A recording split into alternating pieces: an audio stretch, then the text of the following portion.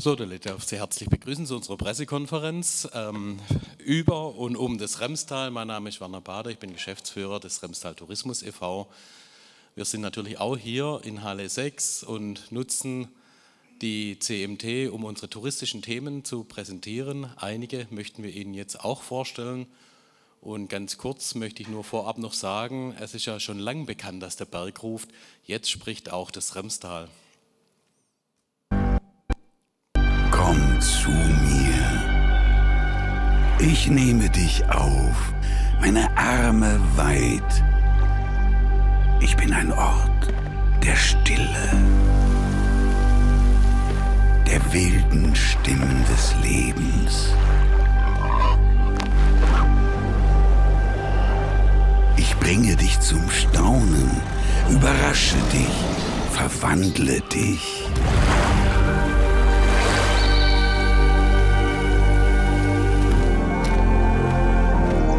Höre den Atem des Waldes,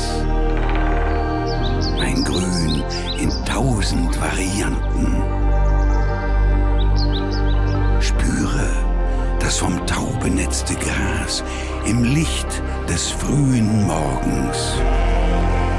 Sieh die Felder, die sich im Dunst verlieren. Tiefe Ruhe und doch berauschendes Leben. Die Luft voll von Möglichkeiten. Die Weite. Das Abenteuer. Das Neue. Das Ungewöhnliche. Nur ein Fuß vor den anderen. Schritt für Schritt in eine andere Welt.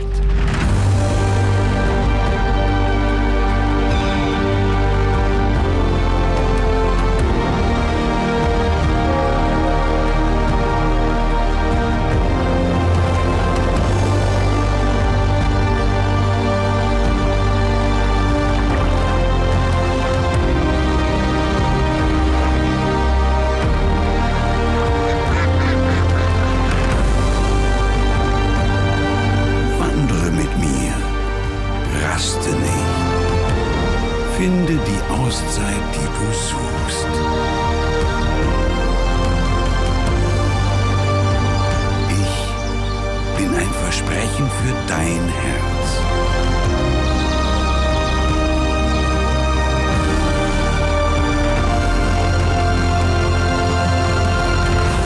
Ich bin das Remstal.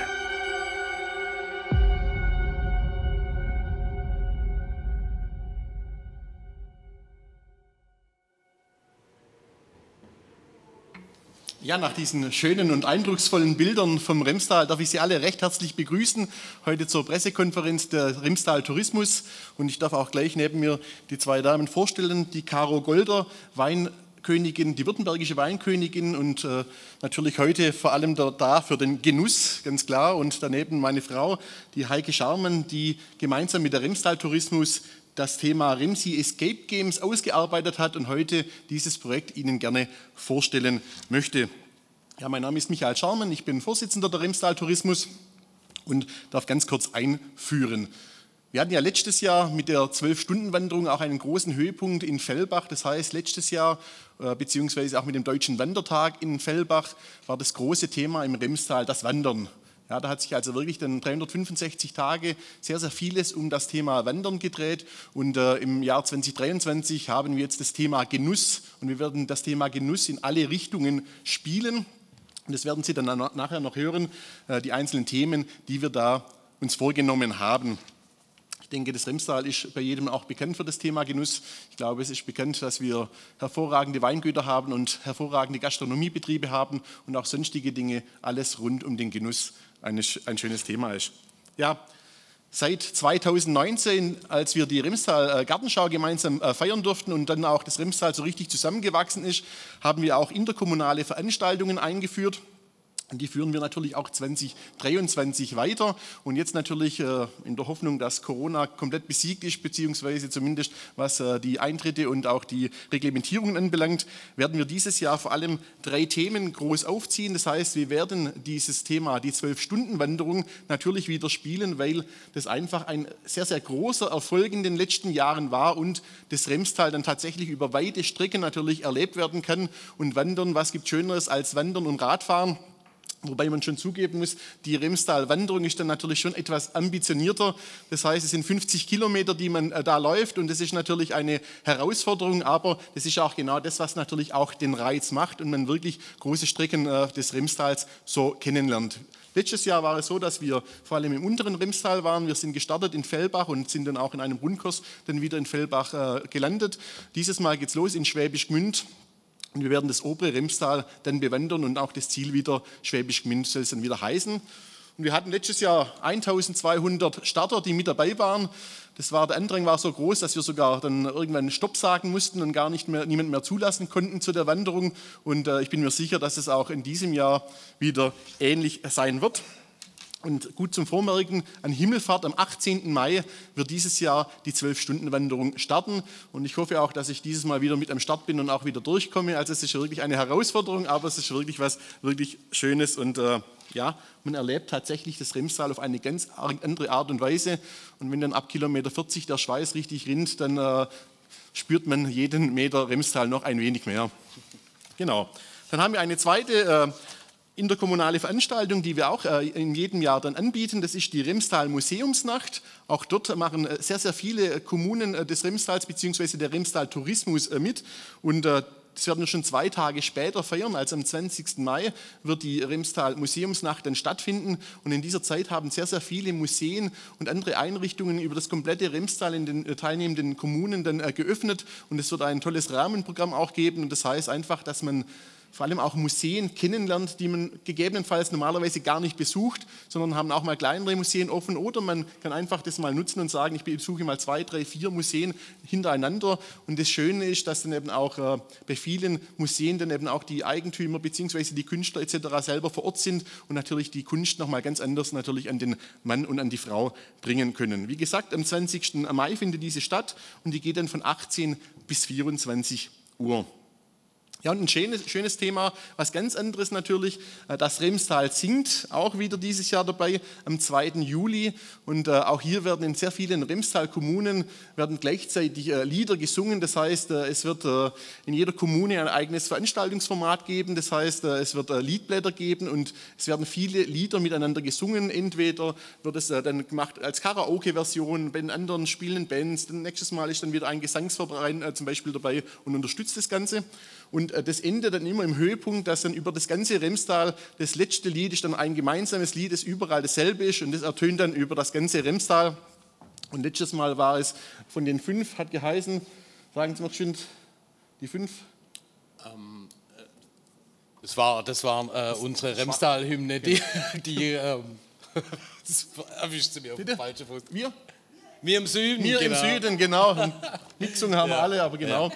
Aber dieses Mal wird es dann so sein, dass es ein Voting geben wird. Dann darf die Bevölkerung mitstimmen, was denn wir gemeinsam singen. So ist der Plan. Genau, und das sind natürlich nur so 3 Höhepunkte, die wir dann wirklich über das komplette Remstal gemeinsam machen. Und ähnlich wie auch in der Remstal Gartenschau selber gibt es natürlich über das ganze Jahr in jeder Kommune eine Vielzahl an Festivitäten. Also ich denke, das Remstal ist natürlich auch bekannt für Festler, für Veranstaltungen, für Konzerte, für Klassik, für Pop, für alles, was es gibt. Natürlich rund um das Essen und Trinken und allein in der Gartenschau damals hatten wir über 10.000 Veranstaltungen. Das wird man vielleicht dieses Jahr nicht schaffen, aber es werden sicherlich wieder unzählige Veranstaltungen, die dann wieder einladen, das Remstal zu besuchen. Und natürlich geht vieles, nicht alles, aber vieles geht natürlich um den Wein. Und in dem Fall gibt es natürlich bessere Fachleute wie mich, die Caro Golder, seit letztem Jahr, Ende des letzten Jahres, unsere württembergische Weinkönigin. Und sie wird uns natürlich jetzt zum einen die neue Weinbroschüre, aber auch das ganze Thema, wie wir das Thema Wein bespielen wollen, näher bringen.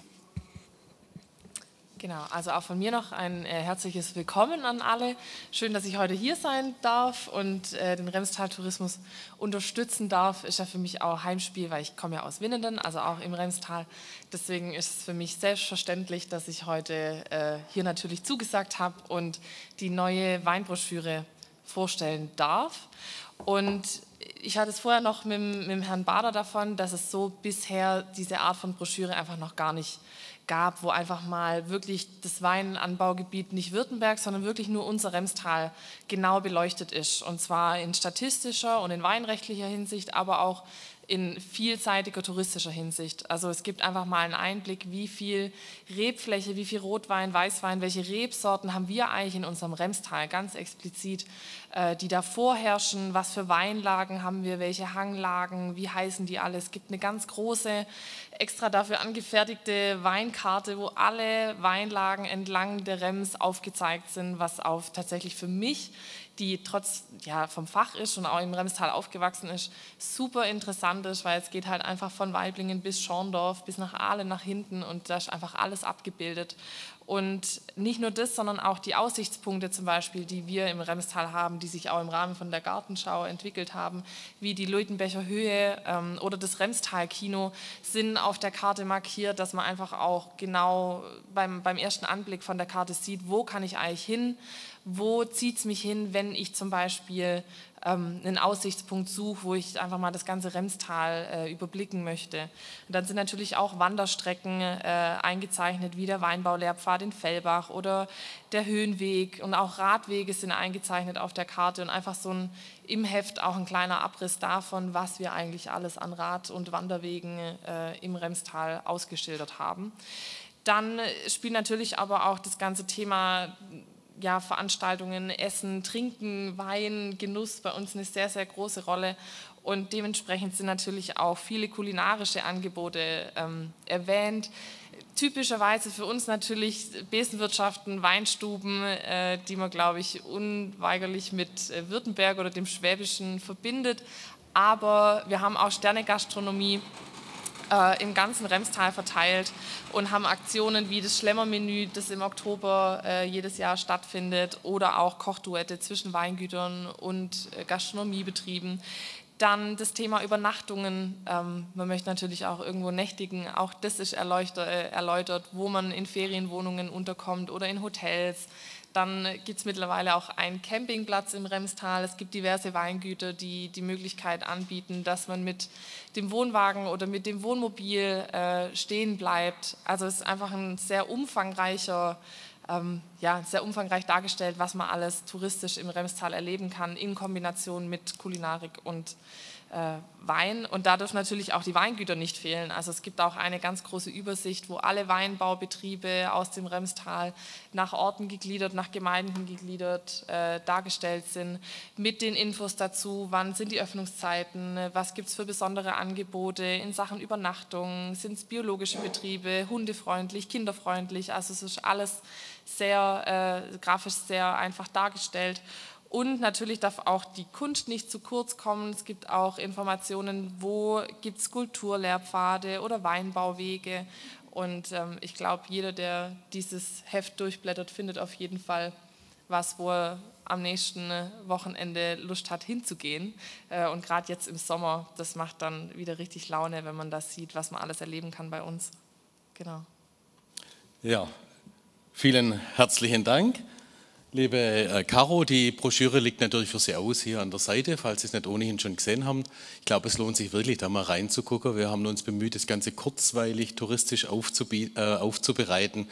Und ich möchte mal sagen, es ist uns ganz gut gelungen. Auf jeden Fall wird die Broschüre hier auf der CMT schon sehr gut nachgefragt. Wir haben für Sie auch eine Pressemappe vorbereitet, die auch hier an der Seite liegt, wo alle Informationen vom heutigen Tage drin sind. Und unter anderem eben auch die Information zur Weinbroschüre. Ja, das Remstal versteht sich ja als Genießerhimmel vor den Toren von Stuttgart. Das aus verschiedenen Gründen. Wein und Kulinarik spielt bei uns eine große Rolle. Der Herr Schamann hat es auch schon erwähnt. Wir dürfen Sie in diesem Jahr dann auch einladen zum Genießersommer. Und da gibt es verschiedene Aktionen und Veranstaltungen. Unter anderem während den Sommerferien werden unsere Genusshandwerker, sprich unsere Gastronominnen und Gastronomen, verschiedene Aktionen fahren, familienfreundliche Aktionen. Es gibt einen Remsi-Teller und eine Kinderüberraschung sozusagen für Familien, die dann während den Sommerferien essen gehen, gibt es was Besonderes. Und um unser Image als Genießerhimmel vor den Toren von Stuttgart zu stärken, haben wir eine Image-Kampagne, eine Social-Media-Kampagne gestartet, setzen weiter auf Bewegtbild. Unseren Imagefilm durften Sie ja schon genießen. Aber falls Sie auch auf Social Media aktiv sind, schauen Sie mal vorbei auf Instagram und Facebook oder YouTube. Da gibt es unsere neuen Videos zum Genießerhimmel. Unsere Erstausstrahlung hat innerhalb kürzester Zeit 4000 Views erreicht. Das zweite Video sogar noch mehr, da sind wir bei über 5000. Und jeden letzten Sonntag im Monat gibt es ab sofort ein neues Genießerhimmel-Video auf Instagram. Und 2 von den Videos, die bereits ausgestrahlt wurden, dürfen wir Ihnen jetzt kurz nochmal zeigen. Und dann gibt es noch ein Preview vom Video, das am letzten Sonntag im Januar online gehen wird. Und dabei wünsche ich jetzt mal viel Spaß.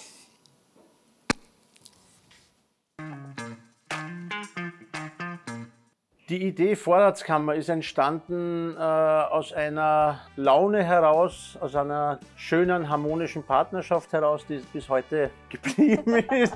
Wir sehen uns auf 24 Stunden, 365 Tage im Jahr. Das kannst du auch nicht mit jedem machen, das muss man schon sagen. Herzlich willkommen in der Weinkorb-Vinothek hier im Weinort Korb. Mein Name ist Barbara Singer. Ich begrüße Sie hier recht herzlich mit meinem Mann Julian Singer. Wir haben uns in Geisenheim beim Studieren kennengelernt, an der Weinuni zu Geisenheim. Ja, ich bin Christoph Klopfer vom Weingut Klopfer hier in Großhebbach im schönen Remstal. Meine Vorfahren betreiben seit über 500 Jahren hier Weinbau in diesem Ort in Großhebbach.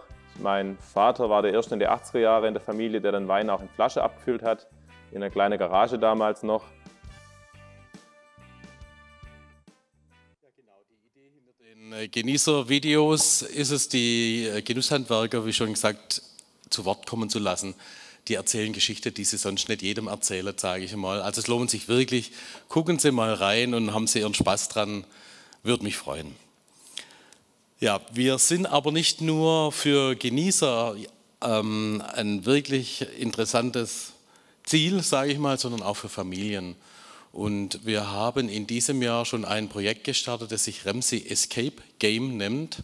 Das ist eine Mischung zwischen Abenteuer, Schnitzeljagd, Outdoor-Erlebnis.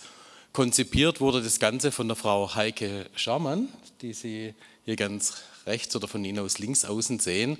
Und hierzu gibt es auch Neues zu vermelden. Und falls Sie unsere Remsi noch nicht kennen, hier wäre sie in live. Aber bitte, Frau Scharmann, Sie dürfen weitermachen.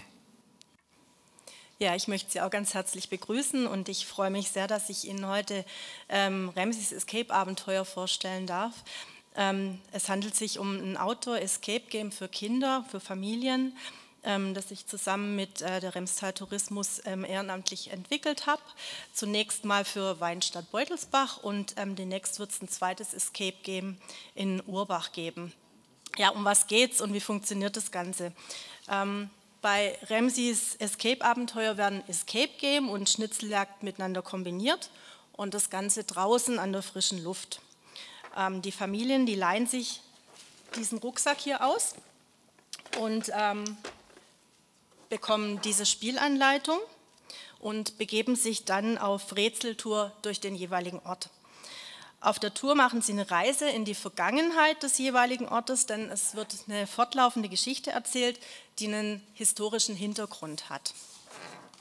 Im Falle des Beutelsbacher Escape-Abenteuers geht es um die Burgherrin Luitgard von Beutelsbach, deren Schmuck von einem bösen Räuber geklaut wurde und dieser Schmuck soll jetzt von den Spielern wieder beschafft werden. Im Rucksack enthalten sind diverse Kästchen, die sehen so aus, mit unterschiedlichen Schlössern. Und die Spieler müssen jetzt verschiedene Rätsel an verschiedenen Stationen auf der Tour lösen und können dann mit der Lösung die Codes für die Schlösser knacken und die Schlösser dann öffnen. In den Kästchen befinden sich jeweils die nächsten Rätsel und die Fortsetzung der Geschichte. Der Rucksack enthält außerdem diverse Gegenstände, zum Beispiel hier dieses Tuch oder dieses Maßband, die benötigt werden zum Lösen der Rätsel. Das Ganze ist ein rein analoges Spielerlebnis ohne technische Hilfsmittel. Man benötigt also kein Handy, man benötigt kein GPS-Gerät. Das war mir ganz wichtig, weil die Kinder ohnehin schon so viel mit technischen Medien Zeit verbringen und in dem Fall eben diese nicht benötigen. Der Rucksack kostet 25 € Leihgebühr pro Gruppe und kann einen ganzen Tag lang genutzt werden. Pro Rucksack gibt es einen 5 € Remstal-Gutschein, der in verschiedenen Betrieben im Remstal eingelöst werden kann. Und zusätzlich werden pro Rucksack 2,50 € an den gemeinnützigen Verein Wir für Kinder gespendet. Im Frühjahr gibt es, wie gesagt, das nächste Escape Game in Urbach. Wir sind nahezu fertig mit der Umsetzung und dann heißt es ab März die Döbeles-Bande auf der Jagd nach dem verschwundenen Ziegenbock. Vielen Dank. Oh, danke. Genau, vielen lieben Dank. Und die Idee dahinter steckt natürlich, dass wir das ausbauen wollen. Also das heißt, das ist jetzt, also wie gesagt, in Beutelsbach gestartet, der nächste kommt in Urbach und wir haben ja 21 Kommunen, die Mitglied sind bei der Remstal Tourismus. Das heißt, da ist noch Potenzial natürlich nach oben. Also solange meine Frau da Lust hat, ehrenamtlich das zu machen. Nein, also dass es einfach ein Thema ist, das dann einfach auch als verbindendes Element über die 21 Kommunen gibt. Und das Schöne dabei ist tatsächlich, dass man immer historisch, geschichtlich was von dem jeweiligen Ort kennenlernt, weil diese historischen Hintergründe sind natürlich alle gegeben. Auch das mit der Döbeles-Bande ist natürlich nicht frei erfunden, sondern die gibt es in Urbach oder gab es in Urbach. Genau, und so ist es natürlich eine schöne Sache, dass man das dann gemeinsam mit den Kindern oder mit den Familien dann erleben kann. Genau. Und dann möchte ich natürlich noch einen Hinweis machen. Am 11. und 12. Februar findet zum mittlerweile 25. Mal unser Weintreff Die Besten aus dem Remstal in Fellbach in der Alten Kelder statt. Dort sind wieder 46 oder 48 Weingüter aus dem Remstal mit am Start. Und das heißt, da haben Sie wirklich die breite Auswahl an den besten Weingütern hier im Umkreis und genießen Sie es und kommen Sie einfach vorbei. Es wird auch ein schönes Rahmenprogramm geben und natürlich auch dieses Mal wieder ein Special beziehungsweise auch ein Thema natürlich noch dazu. Das nennt sich dieses Mal Cool Wines, Cool Climate Weine aus den höheren Lagen des Remstals. Also da gibt es auch einen ganz besonderen Stand dazu. Und was vielleicht auch noch ganz interessant ist, also wir haben ja auch jetzt, bisher hatten wir 2 Remstäler des Jahres, also einmal den Unternehmer, den Herrn Schneidmann aus Remshalden und beim letzten Mal ja dann den Bernd Mailänder, den Safety-Car-Fahrer der Formel 1 und der hat jetzt mittlerweile eine eigene Weinlinie kreiert in Zusammenarbeit mit einem Weingut und die wird er dann an diesem Wochenende auch vorstellen und wir freuen uns auch ganz arg, dass wir an diesem Wochenende dann auch den dritten, beziehungsweise in diesem Fall die dritte Remstälerin des Jahres dann auch küren und vorstellen dürfen. Und da freuen wir uns drauf. Ich verrate jetzt nicht mehr, wer es ist, damit auch ein bisschen die Spannung kommt, außer steht vielleicht auch in der Pressemitteilung drin. Nein, also der Spannungsbogen soll noch ein wenig erhalten bleiben. Deswegen herzliche Einladung, 11. und 12. Februar in Fellbach in der Alten Kelder. Genau. Und nun würde ich Ihnen sagen, Sie können natürlich Fragen stellen. Also alles, was Sie jetzt noch interessiert rund um das Remstal und das Sie nicht schon wissen, aber das Beste wäre natürlich, kommen Sie vorbei und laden Sie Ihre Leser dazu ein, das Remstal zu besuchen. Weil ich hatte vor ein paar Jahren mal gesagt, bisher hat es immer geheißen, wir gehen in den Schwarzwald, an den Bodensee oder was weiß ich wohin. Und jetzt soll es irgendwann mal eben heißen, wir gehen in den Schwarzwald, Bodensee oder ins Remstal. Und das wäre doch was Schönes. Also herzliche Einladung und natürlich jetzt stehen wir für Ihre Fragen auch bereit. Ja, bitteschön. Ja, mein Name ist Stefan Zürtel von der Reisezeit. Ich bin am Freitag auf der Seele mit den Pferden geliefert.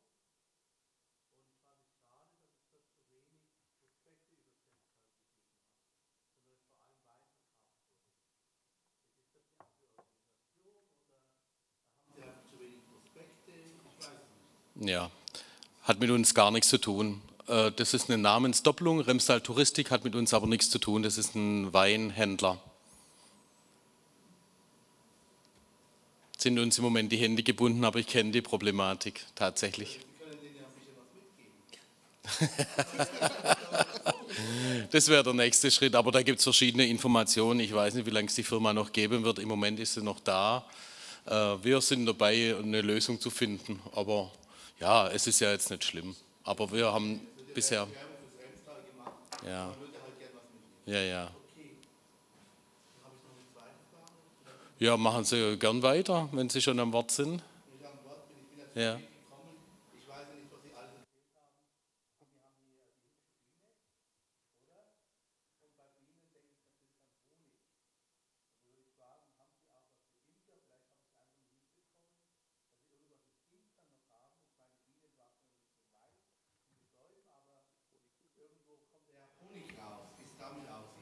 Ja, genau. Also es gibt viele Themen, es gibt ganz viel über das Remstal zu erzählen. Eine der Geschichten wäre, dass wir im Remstal Deutschlands erste Bienenroute zum Beispiel auch haben. Es gibt über 200 Blühflächen, die auch zur Remstal Gartenschau angelegt worden sind, die jetzt aber zum großen Teil immer noch vorhanden sind. Also die Bienenroute ist vorhanden. Wir arbeiten auch mit Imkern zusammen und natürlich gibt es im Remstal auch leckeren Honig. Vielleicht noch eine kleine Ergänzung zum Thema Weintreff. Wir haben, also sagen wir mal so, Remsi hätte das Zeug zur Remstälerin des Jahres gewählt zu werden, aber sie wird es nicht sein. Die Nathalie Lump wird es auch nicht sein, aber sie kommt als Kommentatorin zum 25. Weintreff. Und ich finde ja, die Frau Lump ist wahrscheinlich die Deutschlands charmanteste Weinsommeliere, also was Besonderes. Und die ist es wirklich schon allein wert, dass sie kommen oder dass ihre Leserinnen und Leser zu uns auf den Weintreff kommen. Das lohnt sich auf jeden Fall.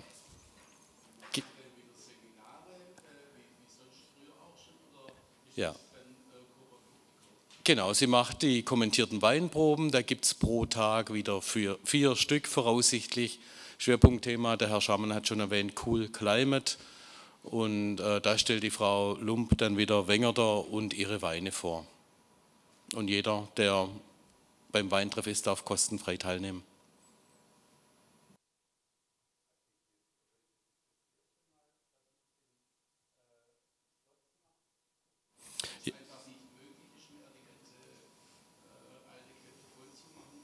Ja, der Hintergrund, also wir hätten es letztes Jahr schon so gemacht, das ist natürlich Corona-bedingt, weil es Auflagen gibt mit Zutrittsbeschränkungen und so weiter.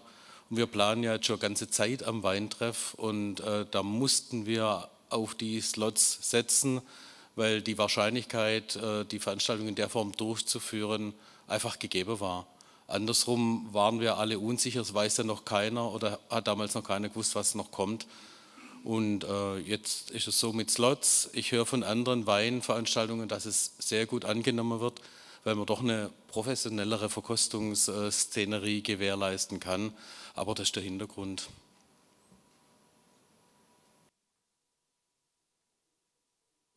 Ja, dann bedanken wir uns bei Ihnen für Ihre Geduld, wünschen noch einen schönen Tag, eine schöne Messe und bis bald mal wieder.